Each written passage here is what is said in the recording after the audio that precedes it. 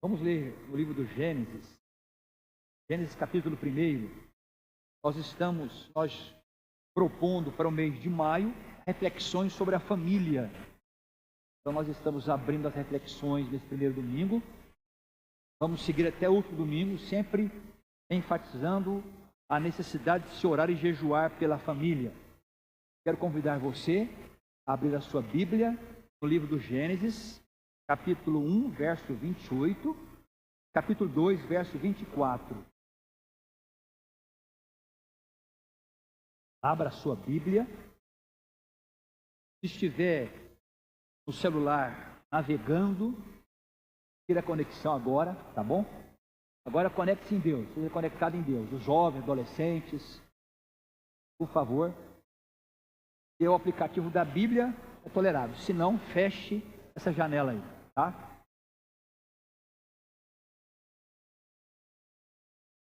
Nós vamos abrir nossas Bíblias. Abra a sua Bíblia. Se você não trouxe a sua Bíblia, sente com alguém que tenha Bíblia, acompanhe a palavra. Estamos falando de renovação da família. Não se faz renovação sem a palavra, né? Sem a palavra.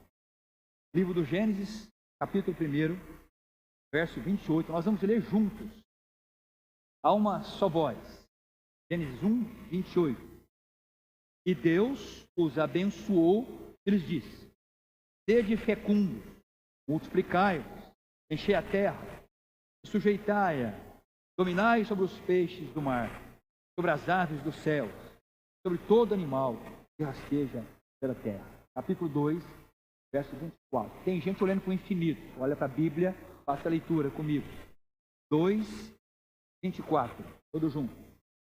Por isso, deixa o homem, pai e mãe, e se une à sua mulher, tornando-se os dois uma só carne.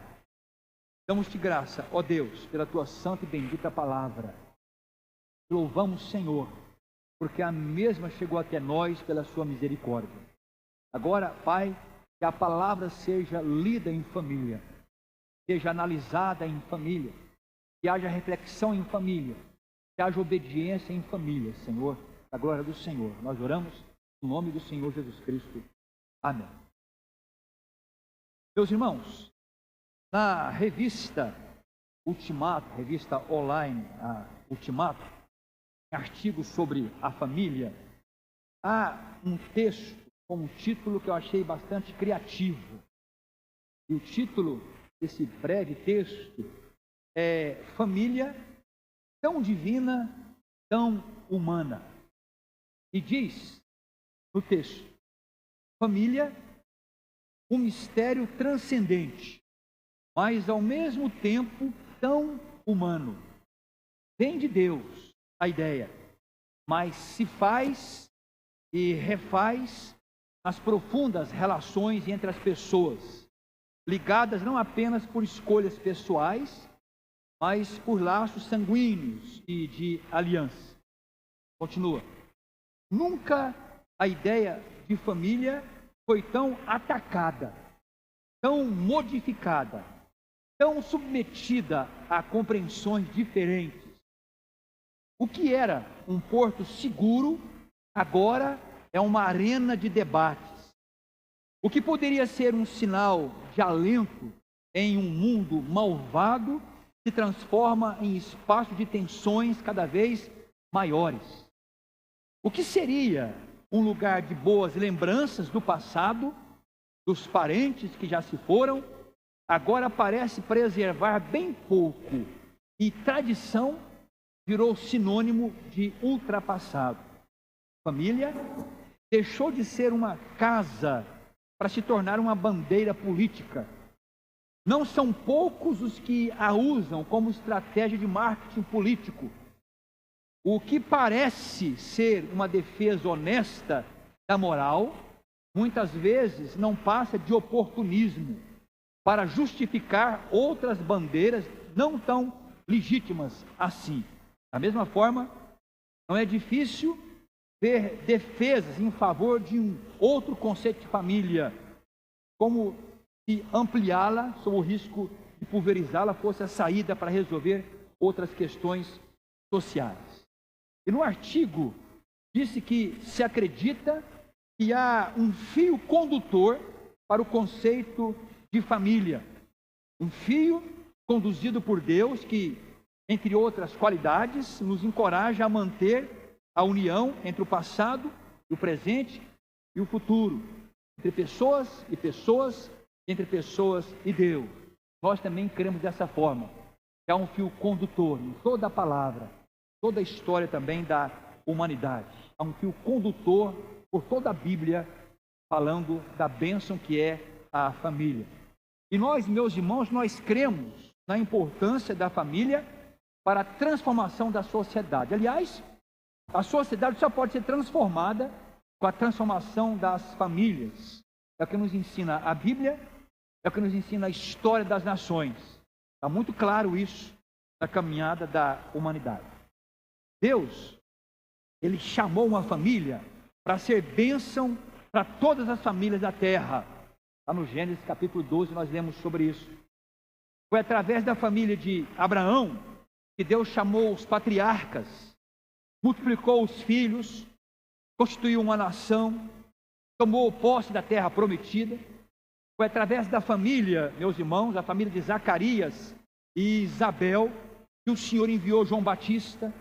É através da família, a família piedosa de José e Maria, que Ele enviou o seu filho ao mundo. Foi na família de Lloyd e Eunice que Timóteo cresceu. Ali ele recebeu os valores para ser um homem de Deus. Deus, Ele criou o homem, Deus criou a mulher e Deus criou a família. Criou, pois, Deus o homem, a sua imagem, a imagem de Deus o criou, homem e mulher os criou, nos diz a palavra de Deus. Então Deus os abençoou e Deus lhes disse: frutificai, multiplicai-vos, enchei a terra, sujeitai-a, dominai sobre os peixes do mar, sobre as aves do céu, sobre todos os animais que se arrastam sobre a terra. E diz ainda: portanto, deixará o homem a seu pai e a sua mãe, e unir-se-á a sua mulher, serão uma só carne. Então, casamento, meus irmãos, de família, infelizmente, não são ideias populares dessa sociedade doente que nós vivemos hoje. Parece que falar de casamento, falar de família, parece que é um escândalo dessa sociedade pós-moderna. E nós sabemos que o divórcio, infelizmente, ele atinge níveis cada vez mais altos. Eu quero convidar a igreja, nesse começo de reflexão, durante esse mês todo de maio, se Deus nos permitir, a fazer algumas considerações nessa noite sobre a família, à luz da palavra santa, da palavra de Deus. Primeiro, irmãos, a família, ela foi criada por Deus. E ela foi criada por Deus muito antes de qualquer outra instituição. Ela foi criada por Deus antes mesmo da igreja. Olha como a família é nobre. Diz o Gênesis, antes da queda, lá no Éden, tinha uma família e Deus viu que era muito bom. Deus criou o homem e a mulher à sua imagem e semelhança. Ou seja, Deus vive em comunidade, em aliança de pessoas. Deus triuno. Então assim deve ser a família, uma comunidade, já que Deus a criou à sua imagem e semelhança. Como nós cantamos o primeiro hino, ao concluir a criação, Deus abençoou o homem, Deus abençoou a mulher, Deus exultou-se de alegria e exclamou: tudo é muito bom. Então, desde o princípio, a família é um projeto de Deus, é um decreto de Deus. A palavra de Deus nos diz, certa ocasião, alguns fariseus vieram experimentar a Jesus com perguntas, no caso, sobre o repudiar a mulher por qualquer motivo. E eles ouviram então a seguinte resposta do nosso Senhor Jesus Cristo. Perguntaram se era permitido ou não repudiar a mulher. O Senhor Jesus, de maneira calma, creio eu, ele responde: não tendes lido que o Criador, desde o princípio, os fez homem e mulher, e que disse: por essa causa deixará o homem pai e mãe, e se unirá à sua mulher, tornando-se os dois uma só carne, de modo que já não são mais dois, porém uma só carne. Portanto, o que Deus ajuntou, não o separe o homem. Jesus citou o próprio Gênesis, a própria palavra, a Bíblia. Então diz lá que os fariseus, tentando racionalizar, filosofar em cima de Jesus Cristo, eles então citam a lei. Aí eles dizem para Jesus: então por que mandou Moisés dar carta de divórcio? Então por que Moisés mandou repudiar? Aí o Senhor, creio eu, de maneira muito calma e serena, ele respondeu: por causa da dureza do vosso coração. Por causa da dureza do vosso coração, foi que Moisés permitiu repudiar vossa mulher. Aí o Senhor diz: entretanto, sabe o seguinte, não foi assim desde o princípio. Isso não é a ideia de Deus. Foi por causa da dureza do coração do ser humano que Moisés permitiu repudiar a mulher. Alguém observou que no divórcio, enquanto os pais prosseguem com seus esforços para se desvincular, para se afastarem, as crianças lutam para se pertencer às duas pessoas. São duas forças antagônicas. Os pais querem separar e as crianças lutam de maneira titânica para ficarem juntos com os pais. Então é uma tragédia, é algo terrível. De acordo com o Senhor Jesus Cristo, o casamento é uma união feita por Deus. Feita por Deus. Os noivos fazem os seus votos, mas quem une aquelas pessoas, diz a palavra, é o próprio Deus. E quando Jesus ele se referiu ao Gênesis 1:27 e 2:24 para os fariseus, ele apontou para o único padrão que um verdadeiro discípulo pode ter em qualquer questão. O padrão não é a lei. O padrão não é a sociedade moderna. O padrão não é a moda. O único padrão para um discípulo de Jesus é a vontade de Deus. Então a pergunta não é legal ou não? A pergunta não é essa. O discípulo pergunta: é da vontade de Deus ou não?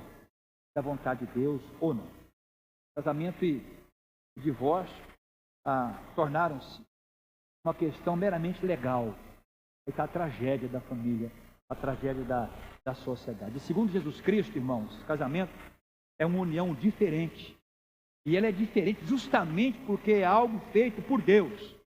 Algo feito por Deus. O divórcio tem um efeito devastador. Ninguém casa para separar-se, obviamente. Mas quem separou-se sofre muito com isso. É uma vida muito dura. Não era um projeto de Deus. Casamento, disse Hernandes Dias Lopes, uma devocionária do Cada Dia. Casamento não nasceu na terra. Casamento nasceu no céu. Não nasceu no coração do homem, mas nasceu no coração de Deus. É a ideia de Deus. O começo de reflexão que nós entendamos isso. É a ideia de Deus. E alguém lendo Gênesis pontuou: primeiro, o casamento é da vontade de Deus. Antes de ser da vontade do homem, é da vontade de Deus. O texto fala assim no verso 18, capítulo 2. Disse mais o Senhor Deus: não é bom que o homem esteja só. Far-lhe-ei uma auxiliadora que lhe seja idônea. Não partiu de Adão. Foi ideia de Deus. Então, antes de ser da vontade do ser humano de casar-se, é ideia, é vontade de Deus. E também diz o texto que ele é determinado por Deus. Porque o texto fala claramente, no verso 21, do capítulo 2 do Gênesis: então o Senhor Deus fez cair pesado sono sobre o homem, e este adormeceu, tomou uma das suas costelas e fechou o lugar com carne. O Senhor fez o homem cair em pesado sono. Deus determinou. Olha, da vontade de Deus, determinado por Deus e é defendido por Deus. Porque no versículo 25 do capítulo 2 nós lemos, ora, 24: por isso, deixa o homem pai e mãe e se une à sua mulher, tornando-se os dois uma só carne. Ora, um e o outro, homem e a sua mulher, estavam nus e não se envergonhavam. Deus está defendendo o casamento. Agora é entre os dois, transparentemente, sem nada para esconder. É Deus defendendo o casamento. É da vontade do Pai, determinado pelo Pai, é defendido pelo Pai. Deixa o homem pai e mãe. Vai construir agora a sua família. E caminhem nus, estejam nus, sejam transparentes, para que a união seja preservada. Abra o coração do outro. O casamento foi criado por Deus. determinado por Deus, muito antes da queda. E ainda, meus irmãos, uma segunda consideração, nesse início de conversa nosso, família é projeto de Deus, e é projeto de Deus para a felicidade da raça humana e para a sobrevivência da própria sociedade.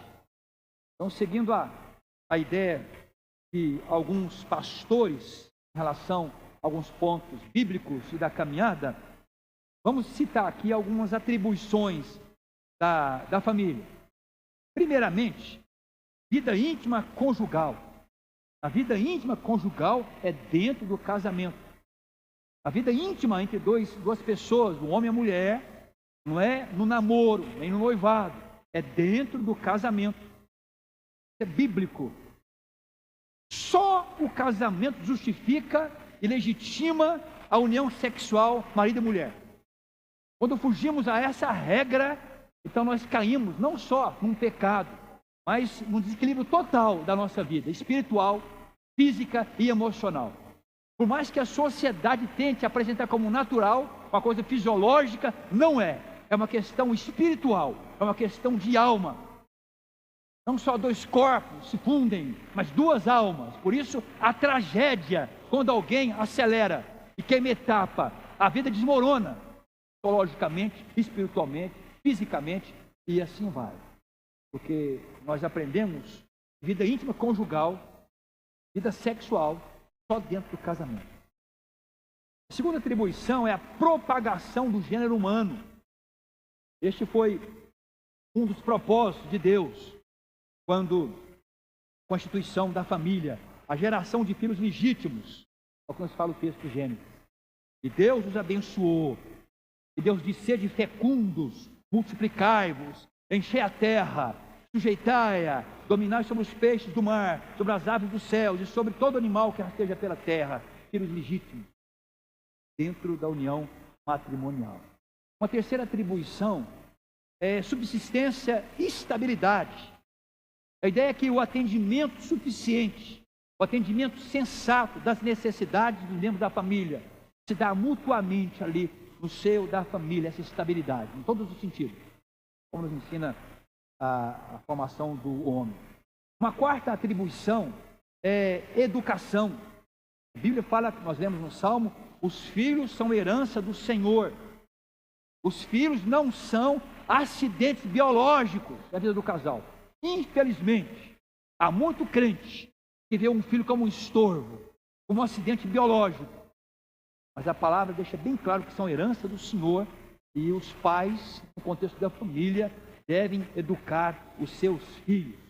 Questão do berço, ensinar o legado da fé aos seus filhos. Uma quinta atribuição é proteção. É responsabilidade dos pais prover no lar paz, prover no lar harmonia, sossego, união, amparo. É lá que todos vão receber essa proteção. Uma sexta atribuição, irmãos, é o afeto. Quem precisa de afeto? Todos nós. É o afeto. Então, as relações afetuosas, fraternas, cordiais, iniciam-se na família. A família é um laboratório para te ensinar a ser afetuoso, a ser respeitoso. Se tem berço, o afeto vai por extensão para a sociedade. Então é na família que nós aprendemos a questão do afeto. É um laboratório, disse alguém. É a universidade do relacionamento. Se eu aprendi a me relacionar na família, eu vou abençoar a sociedade com o meu relacionamento. Hoje é um acidente os relacionamentos nas escolas, nas igrejas, nas instituições, porque a família deixou de ser um laboratório de relacionamento, deixou de ser uma universidade do relacionamento. Os pais terceirizam os filhos, não temos mais tempo para isso. Então, se queremos mudar a sociedade, temos que voltar os nossos olhos para a família, como laboratório do relacionamento. A questão do afeto, aqui no caso. Então, sem a família, a sociedade se desequilibra. Sem a família, a sociedade se desequilibra. Sem a família, a sociedade se degenera. Sem a família, a sociedade se coisifica. transforma-se num amontoado de pessoas, gente descomprometida, gente egoísta, gente egocêntrica, ególatras. Infelizmente, é a falta da família, do apoio, do aconchego na família. Torna-se sem um referencial, não existe mais limites. Nos tornamos consumistas, insensíveis, violentos. Não temos mais o laboratório, não temos a primeira comunidade. Nos projetamos ao mundo sem base, sem berço. Aí nós queremos mudar a sociedade. Eu quero um diploma, doutorado numa área, para eu contribuir com a comunidade. Eu quero um cargo na política, eu quero um status, para eu poder consertar a sociedade. Não. Simplesmente é a família. Voltar-se para o seio da família. Só assim se conserta alguma coisa na sociedade. A célula máter, como diz alguém, da sociedade. É interessante, meus irmãos, porque tudo é relativo em a família. O prazer pessoal é o alvo maior da vida, porque eu não aprendi nada na família sobre a questão dos verdadeiros valores. Coisas são amadas, pessoas são descartadas, pessoas não me interessam mais, mas coisas. Tem gente que mata por um celular. Se eu não achar a senha do Wi-Fi, o mundo cai. Olha a falta que faz o aconchego da família. Sem a família, meus irmãos, e seus padrões morais, a sociedade vira um caos. Sabemos muito bem disso. O individualismo, o isolamento, a solidão, e isso não faz bem para o ser humano, porque nós lemos lá que Deus viu que não era bom que o homem ficasse só. Não é bom que o ser humano fique só. Aí Deus pensou, bom, para o ser humano não ficar só, vou inventar a família. Qual é a solução então? A solidão do ser humano, humanamente falando, é a família.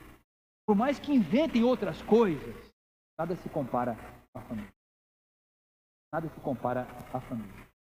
E a vocação humana, meus irmãos, desde a sua criação, é a reciprocidade.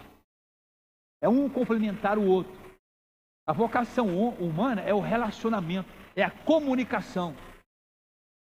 E é exatamente na família que todos esses valores acontecem. Desde a fecundação da vida. Os valores acontecem, vão crescendo, vão se desenvolvendo dia a dia na família. Isso que eles chamam da primeira sociedade, a primeira instituição, a primeira comunidade. E o que caracteriza a família é exatamente isso.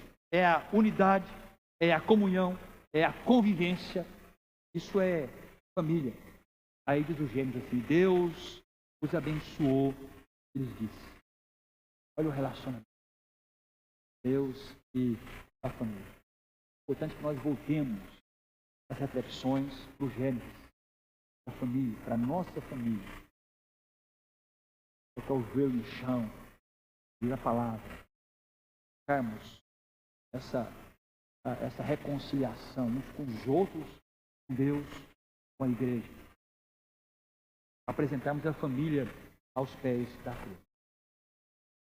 Alguém apresentou 10 dicas para um lar sólido, para um lar feliz, para um lar que honre e venha honrar o Senhor. 10 dicas. A primeira dica é: estabeleça a linha de comando de Deus. Estabeleça a linha de comando de Deus. E a Bíblia Sagrada nos ensina, irmãos, que Jesus Cristo é o cabeça do lar, é o cabeça da igreja, é o cabeça geral.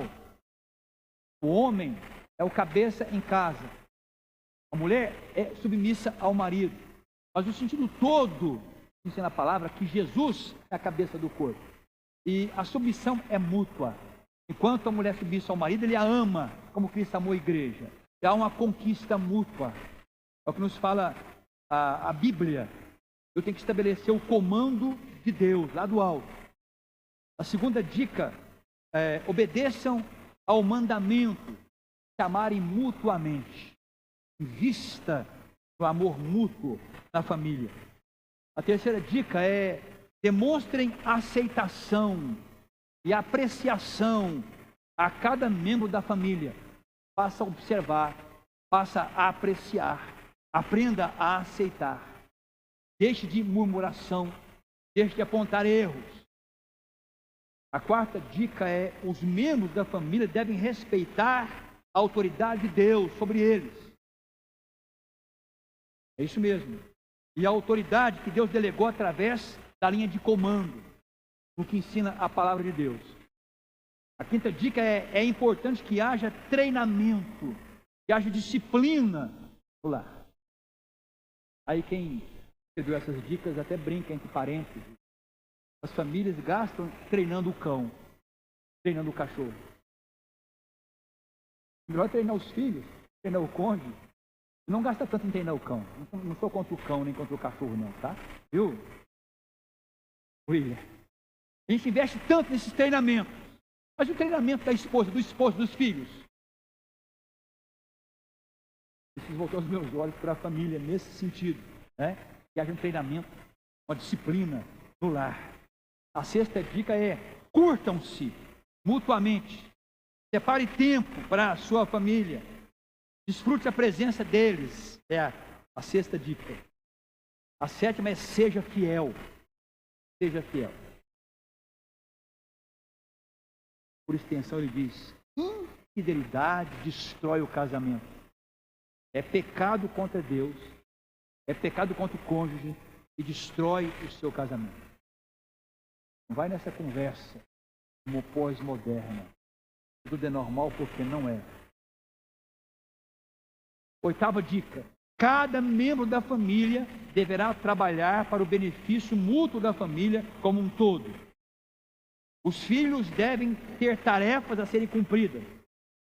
E eles devem ter um passado, desculpe, irmãos.